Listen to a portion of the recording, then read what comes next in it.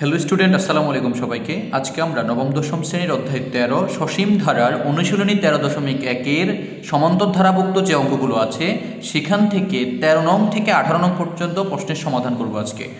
ইতিমধ্যেই আমরা একদম 12 নং পর্যন্ত 13.1-এর সূত্র আলোচনা এবং হচ্ছে কি 12 নং প্রশ্ন পর্যন্ত আমরা সমাধান করে ভিডিও আপলোড করেছি। তোমরা যারা আগের ভিডিওগুলো দেখোনি তোমরা অবশ্যই আগের ভিডিওগুলো দেখবা। তো আজকে আমরা 13 নং প্রশ্ন থেকে সমাধান করব। তো আমরা আগে একটু প্রশ্নগুলো পড়ি। প্রশ্ন পড়ার আগে আরেকটা কথা বলি, সেটা হচ্ছে তোমাকে মাস্ট বি এই অধ্যায়ের অঙ্কগুলো পাঠতে হলে সূত্র ভালো করে তোমাকে জানতে হবে। অর্থাৎ এখানে তোমার ওভারঅল এই অধ্যায়ের জন্য দুইটা সূত্র তোমাকে ভালো করে জানতে হবে। একটা হচ্ছে এনতম পদ, অর্থাৎ তুমি সমান্তর ধারার এনতম পদ নির্ণয়ের জন্য যে সূত্রটা ওটা তোমাকে ভালো করে জানতে হবে বা মনে রাখতে হবে। সেটা হচ্ছে কি a plus n minus 1 into D. এরপরে তোমাকে আরেকটা জিনিস ভালো করে জানতে হবে, সেটা হচ্ছে কি ওই যে n সংখ্যক পদের সমষ্টি, n সংখ্যক পদের সমষ্টি সূত্র হচ্ছে কি n/2 into 2a plus n minus 1 into D. এই দুইটা সূত্র তোমাকে ভালো করে অবশ্যই জানতে হবে। যাক, আমরা এখন 13 নম্বর প্রশ্নটা পড়ি। 13 নম্বর প্রশ্ন আমাদেরকে বলেছে কি কোনো সমান্তর ধারার, তাহলে আমাদেরকে সমান্তর ধারা বলে দিয়েছে 12তম পদ 77 হলে, সমান্তর ধারার 12তম পদ 77 হলে প্রথম 23টি পদের সমষ্টি কত। এখানে একটু খেয়াল করো, 14 নম্বর প্রশ্নে কি বলেছে, একটি সমান্তর ধারার 16তম পদ -20 হলে এর প্রথম 31টি পদের সমষ্টি কত। একটু দেখো বিষয়টা, এখানে দুইটা অঙ্কই কিন্তু একই রকম, সিস্টেম একই রকম, তোমার হয়তো মান ভিন্ন আছে তবে সিস্টেমটা একই রকমভাবে যাবে।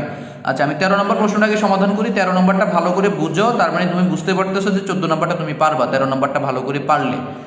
তো 13 নম্বরে আমাদেরকে বলছে কি কোনো সমান্তর ধারা কি আমাদেরকে দিয়েছে? না, কোনো ধারা এখানে আমাদেরকে দেয় নাই। তো এটা মনে রাখবা, যদি এই সমান্তর ধারার অঙ্কের মধ্যে কোনো সময় আমাদেরকে ধারা না দেয়, সমান্তর ধারার অঙ্ক করতে গেলে তোমার অবশ্যই কি লাগবে, প্রথম পদ এবং সাধারণত লাগবে। তো এর জন্য তোমাকে প্রথম পদ এবং সাধারণতটা ধরে নিতে হবে। তাহলে তোমাকে একদম ফার্স্ট টাইম লিখতে হবে কি, এই যে 13 নম্বরে প্রথমে তোমাকে লিখতে হবে মনে করি, যে প্রথম পদ এবং সাধারণত তোমাকে ধরে নিতে হবে। মনে করি প্রথম পদ সমান এ, সাধারণত সমান ডি, কারণ এটা লাগেই অঙ্ক এগুলো করতে গেলে এটা লাগবেই, তোমার অন্তর সমান হচ্ছে ডি। ওকে, এরপর আমাদেরকে বলছে কি 12তম পদ, একটা শর্ত দিয়েছে, আমরা লিখব শর্ত মতে 12তম পদ সমান হচ্ছে কত, 77 77। ওকে, 12তম পদের সূত্রটা লিখবো a plus n minus 1 into D. n এর মান হচ্ছে এখানে 12 মাইনাস 1 ইন্টু ডি ইকুয়াল 77। এখানে 12 থেকে 1 গেলে কত, 11, তাহলে 11d ইকুয়াল হচ্ছে 77। এটা আমাদের একটা মনে করো যে কি মান দাঁড়াইলো বা একটা সমীকরণ এখানে দাঁড়াইলো। এরপর আমাদেরকে বললো কি 23টি পদের সমষ্টি কত। তো আমরা এখন লিখি, সুতরাং 23টি পদের সমষ্টি একসাথে আমরা লিখে ফেলবো। 23টি পদের সমষ্টি S23 ইকুয়াল হচ্ছে, আমরা সূত্রটাকে লিখি, সমস্যা নেই, n/2 into 2a plus n minus 1 into D. n এর মান এখানে আমরা ধরবো কি 23/2 ইন্টু 2, এর মান তো নেই, ঠিক আছে, প্লাস n এর মান হচ্ছে 23 মাইনাস 1 ইন্টু ডি এর মানও নেই।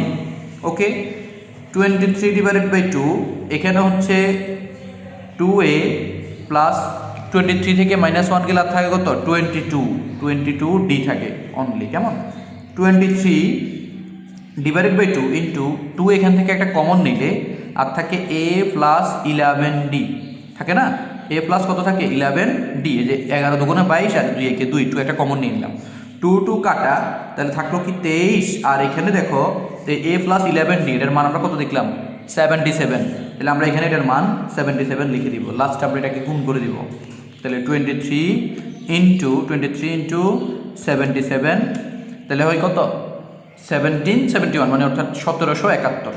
ওকে, 1771। এটা হচ্ছে আমাদের এই 13 নং প্রশ্নের মধ্যে কি ওই যে 23টি পদের সমষ্টি একটা শর্তকে ব্যবহার করি। ঠিক একই রকমভাবে তুমি 14 নম্বর অঙ্কটা করতে পারবা। তুমি ভিডিওটা পজ করে 14 নম্বর অঙ্কটা নিজে নিজে করার চেষ্টা করো, এরপরে আমার সাথে মিলাই দেখবে। আমি তোমাকে করে দিচ্ছি, তবে তুমি আগে ভিডিওটা পজ করে নিজে নিজে করো, নিজে নিজে করার পরে আমার সাথে মিলাই দেখবা তোমারটা অ্যাকুরেট হয়েছে কিনা। তারপরে যদি কোথাও ভুল হয় ওটা মিলাই নিবা, কোথায় ভুল হয়েছে শুধরে নিবা ওইটা, কেমন? তাহলে আমি এখন তোমাকে 14 নম্বর অঙ্কটা করে দিচ্ছি।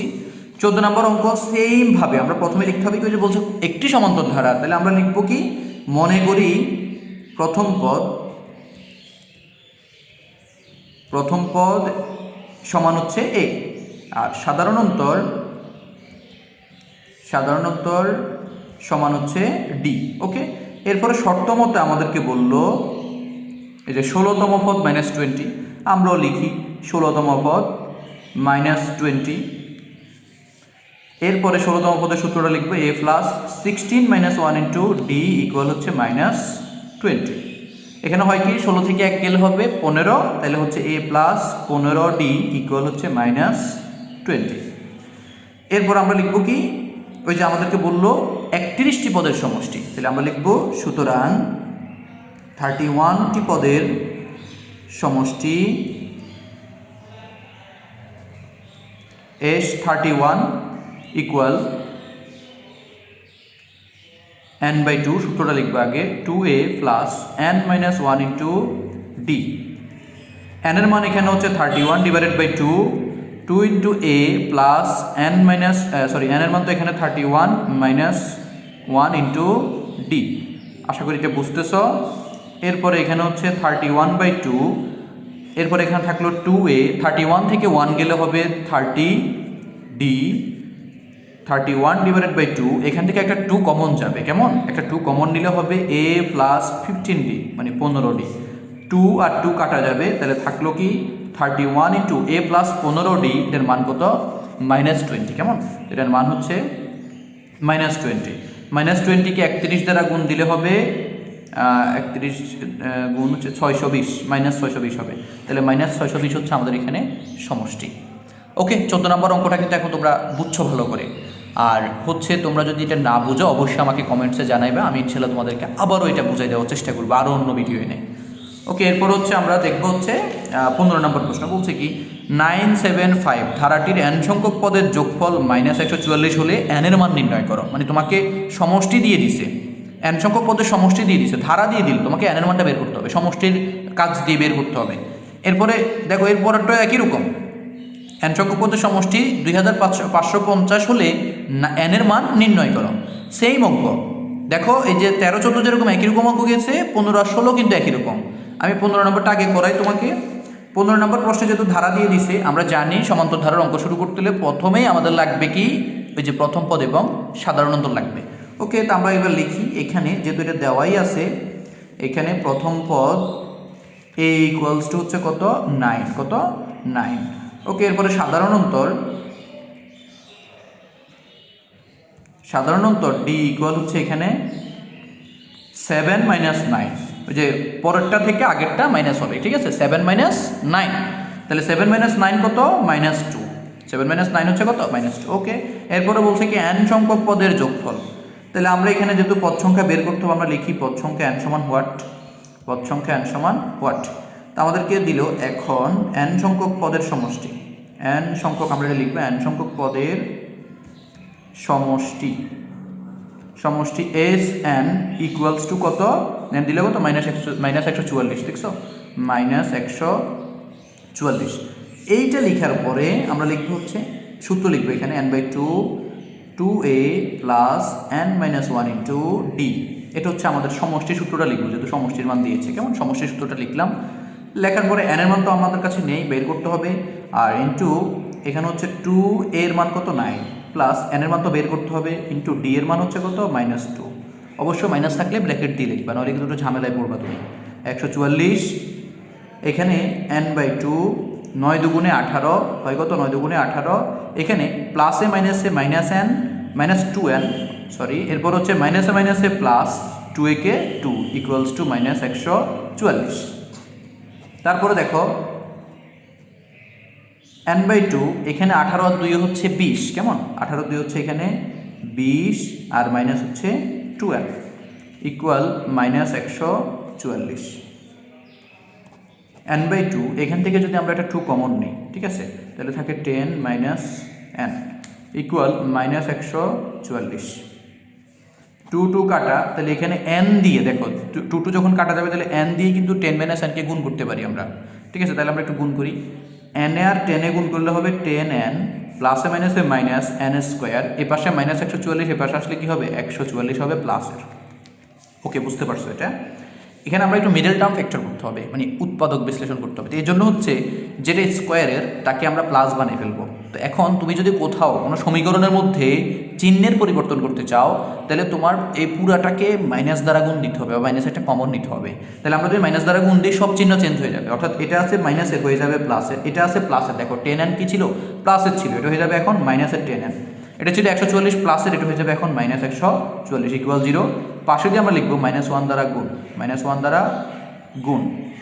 ওকে, এবার দেখো এখানে আমরা একটু মিডল টার্ম ফ্যাক্টর করবো। তো আমাদেরকে এমনভাবে মিডল টার্ম ফ্যাক্টরটা করতে হবে যেন এই মানে এই দুইটা গুণ করার পর আমরা যে গুণফলটা পাবো সেটা কত -144n স্কোয়ার, -144n স্কোয়ার, এটা পাইলাম তো।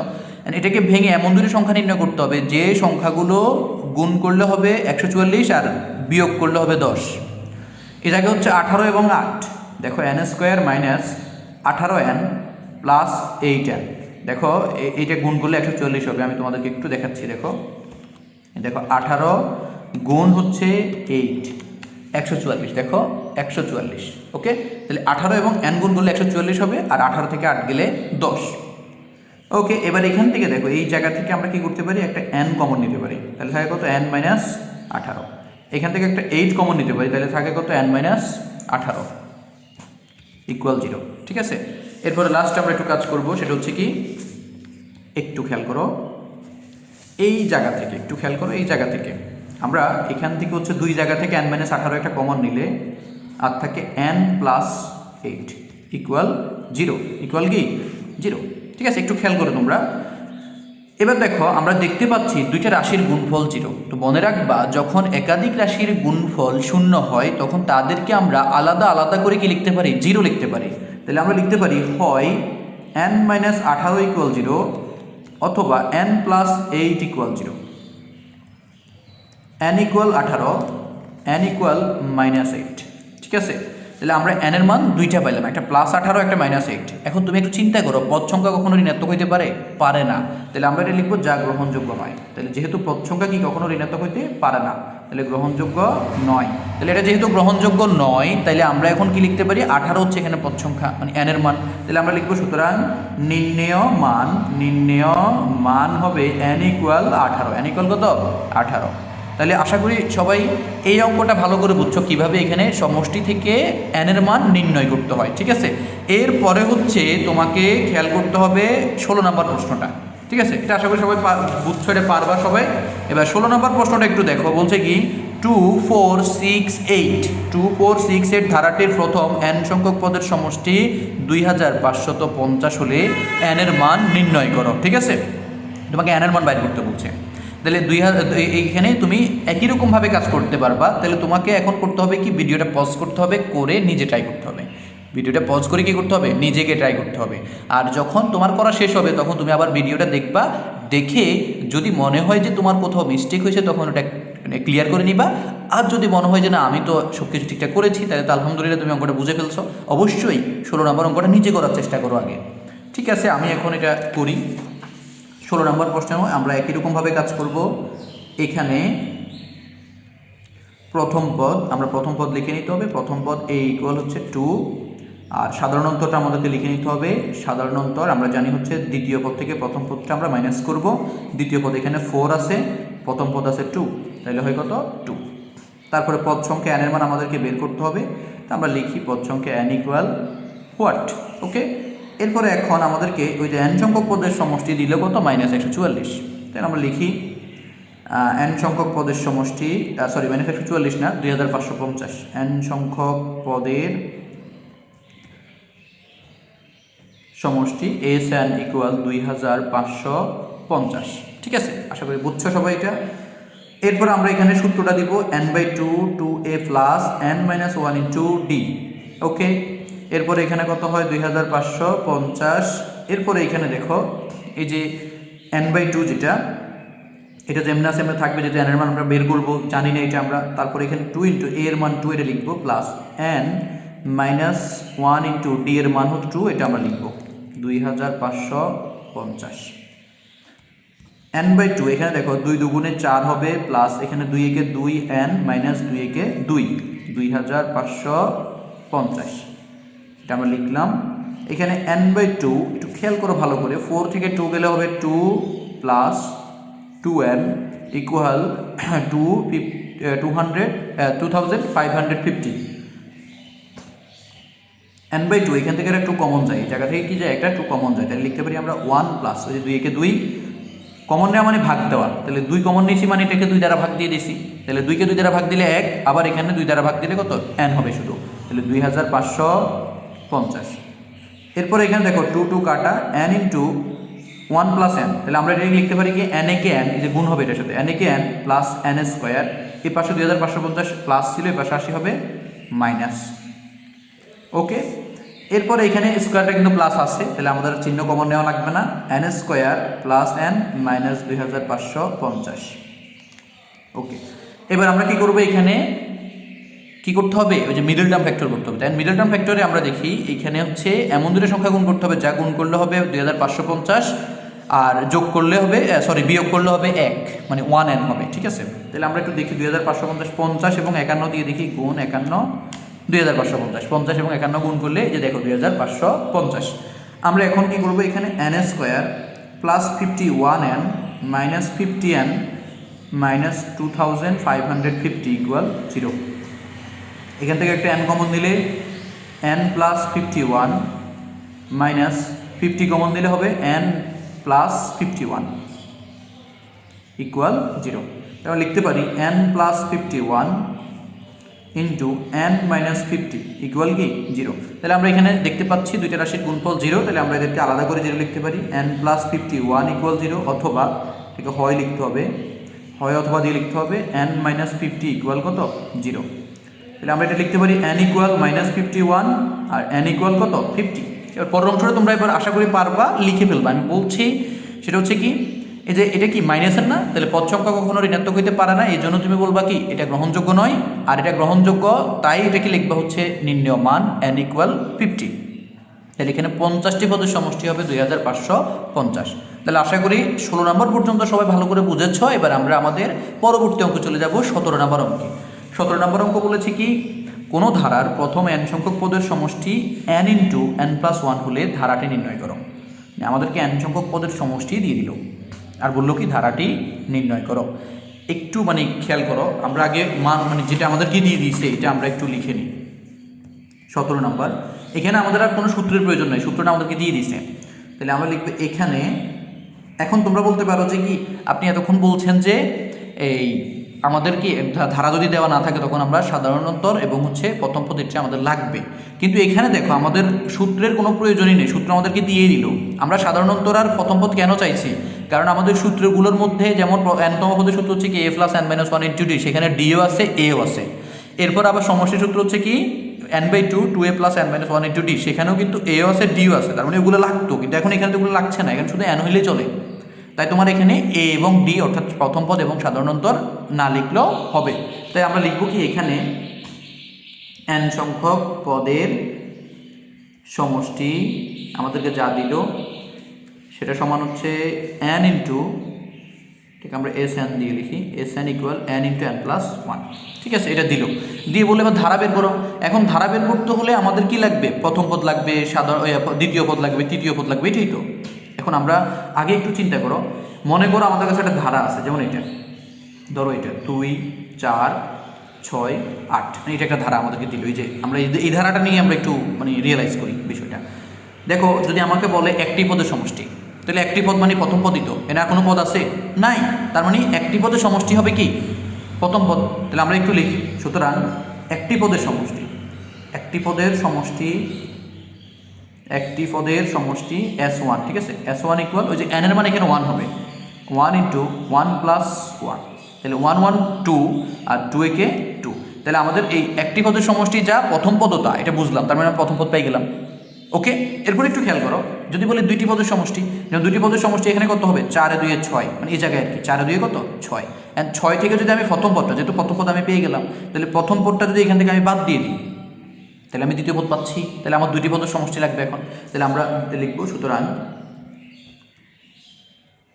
দুইটি পদের সমষ্টি S2 ইকুয়াল হচ্ছে 2 + 2, সরি 2 + 1, ওই যে n এর জায়গায় অনলি 2 বসবে, ঠিক আছে, এই যে n এর জায়গায় 2 বসছে আর 1, 2 আর 1 3, 3 দুগুণে 6, এটা হচ্ছে S2।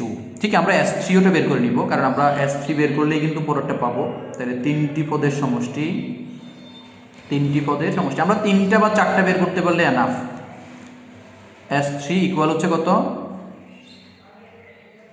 এই যে n এর জায়গায় 3 বসবে, 3 + 1, 3 আর 1 4, 3 4 12, তাহলে 12 হচ্ছে এখানে তিনটি পদের সমষ্টি। তা আমরা এবার লিখি, আর লিখলাম না, আমরা যদি তোমার মন চায় তুমি আরেকটা বের করতে পারো, সমস্যা নেই। আমরা লিখব এখন প্রথম পদ a সমান S1 সমান 2, এই যে S1 যা তা কিন্তু প্রথম পদ, আমরা এটা বুঝাই ফেলছি আশা করি। তারপর হচ্ছে দ্বিতীয় পদ হবে কি, ওই যে দুইটি পদের সমষ্টি থেকে প্রথম পদ বিয়োগ দিলে, দুইটি পদের সমষ্টি থেকে কি প্রথম পদ বিয়োগ দিলে যা হবে তা S2 - S1 ইকুয়াল হচ্ছে কত 6 - 2 অর্থাৎ 4, তার মানে আমরা দ্বিতীয় পদ পেলাম কত 4। এবার যাব আমরা তৃতীয় পদ হচ্ছে তুমি হচ্ছে ওই যে তিনটি পদের সমষ্টি থেকে দুইটা পদেরটা বাদ দিলে কি ওই যে একটা রয়ে যাবে, ওইটা 3 নাম্বারটা। আবার বুঝো, যখন তুমি যেমন এখানে টোটাল আমাদের কাছে এই পর্যন্ত যে 6, ঠিক আছে, এই পর্যন্ত কত 6, আর এ পর্যন্ত যোগ করলে কত হবে 6 6 12, ঠিক আছে, এ পর্যন্ত যোগ করলে 12 হবে। তাহলে তুমি 12 থেকে 6 মাইনাস করলে কত হয় 6 হয়, তাহলে তুমি 3 নাম্বার পদ পাচ্ছ। তাহলে আমরা কি করব, S3 থেকে S2 বাদ দিয়ে দিব, তাহলে হচ্ছে 12 - 6, ঠিক আছে। কাকতালীয়ভাবে দেখো এই ধারাটার সাথে কিন্তু এটা মিলে গেছে, ঠিক আছে। যাই হোক, তা আমরা এবার লিখবো, সুতরাং নির্ণেয় ধারাটি, যেহেতু 3টা পদ আমরা বের করছি, 3টা হলে এনাফ, তুমি যদি 4টা বের করতে চাও করতে পারো। নির্ণেয় ধারাটি হলো কত 2 প্লাস দিব 4 + 6 +... ওকে, তুমি এখন ধারাটা বের করতে পারবা আশা করি, ঠিক আছে, তুমিই পারবা। এবার দেখো আমরা 18 নম্বর প্রশ্নটা একদম ইজি, শুধু একটু খেয়াল করো কি বলছে, কোনো ধারার n সংখ্যক পদের সমষ্টি n × n + 1 সূত্র দিয়ে দিছে, কোনো ঝামেলা নাই, আর 10টি পদের সমষ্টি বের করতে বলছে, একদম ইজি। দেখো আমি করে দিচ্ছি 18 নম্বর, আমরা প্রথমে লিখে নিব কি আছে এখানে, n সংখ্যক পদের সমষ্টি Sn ইকুয়াল n × n + 1, এটা দিয়ে দিল কেমন। এবার জাস্ট আমরা লিখবো কি, সুতরাং 10টি পদের সমষ্টি। এই অঙ্কটা দুইভাবে করা যায়, আরেকভাবে আমি তোমাকে বলছি একটু পরে। তাহলে 10টি পদের সমষ্টি S10, ঠিক আছে, S10 হবে 10 × 10 + 1, ওকে, ওই যে n এর জায়গায় জাস্ট 10 বসবে। তাহলে 10 আর +1 হচ্ছে কত 11, কেমন 11, সরি এটা 10 হবে আর এটা 11 হবে, তাহলে গুণ করলে হবে কত 110। তাহলে এই জিনিসটা একটু খেয়াল করো, তুমি চাইলে এই অঙ্কটা এইভাবে করে দেখো, 17 নম্বরের মতো পুরোটা করে ধারা নির্ণয় করবা, ধারা নির্ণয় করে তারপর তুমি কি এই জায়গায় আসবো, যে প্রথম পদ সাধারণত লিখে তারপরে এই জায়গায় আসবা, মানে সূত্র দিয়ে কাজ করবো, ওইটাও পারবা। যাক, এভাবে করে ফেলবে একদম সিম্পলি। তো আশা করি প্রত্যেকে আজকে 18 নম্বর প্রশ্ন পর্যন্ত ভালো করে বুঝেছো, এবং প্রত্যেকে অবশ্যই প্র্যাকটিস করবা। আর একটা জিনিস হচ্ছে, অবশ্যই আমার ভিডিওটি শেয়ার করে দিবা এবং নিজে সাবস্ক্রাইব করে রাখবা তুমি যদি নতুন হয়ে থাকো। আর অবশ্যই সবাই ভালো থাকবা। আসসালামু আলাইকুম।